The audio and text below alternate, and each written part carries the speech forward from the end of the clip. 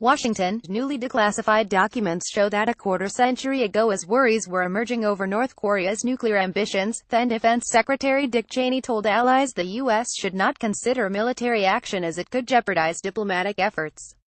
Cheney would later serve as vice president to George W. Bush. He was a leading advocate of the 2003 U.S. invasion of Iraq that toppled Saddam Hussein over fears he had weapons of mass destruction, which turned out not to be the case. The North Korea debate is playing out again today with higher stakes, as the isolated nation could soon threaten the U.S. mainland with nuclear-tipped missiles. President Donald Trump has not ruled out using military force to stop it.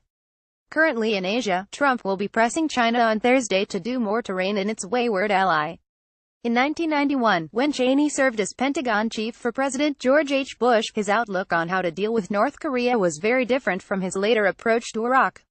With the Cold War over, the elder Bush had enacted a major change in military policy by withdrawing from the field all U.S. tactical nuclear weapons, including from South Korea. That offered an opening to secure North Korea's assent to agreements banning nuclear reprocessing and enrichment, and by extension nuclear weapons, from the peninsula.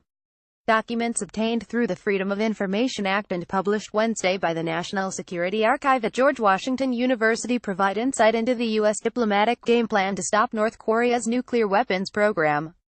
Concerns had been growing in Washington over the North's nuclear capabilities. A reactor built in the mid-1980s offered it the means to produce plutonium that could potentially be used for bombs.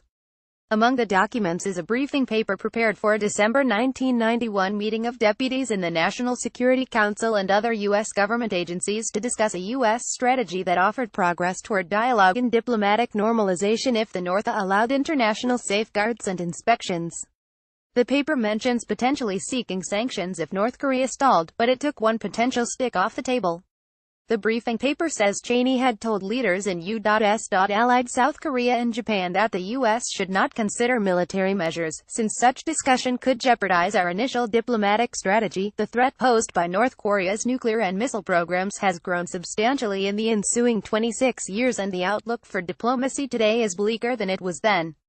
North Korea is believed to have developed a small arsenal of bombs and has made rapid, recent strides toward perfecting a nuclear-capable intercontinental ballistic missile. Trump has struck a more conciliatory tone than usual this week for a diplomatic resolution, although speaking Wednesday in the South Korean parliament he delivered a sharp warning to the rogue nation: do not underestimate us, and do not try us.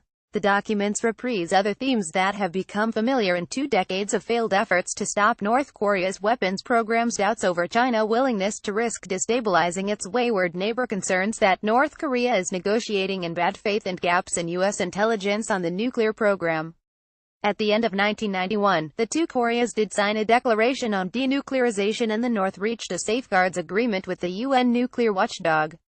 But hopes faded as suspicions grew that North Korea might be hiding parts of its nuclear weapons program from inspectors and how much plutonium it had processed. Those concerns grew into a major crisis that led Washington to seriously consider military action against North Korea's nuclear facilities. The suspicions were allayed when the U.S. and the North reached an aid for disarmament agreement in 1994 that lasted for nearly a decade but collapsed over the North's clandestine pursuit of uranium enrichment. _______online http://archive.gwu.edu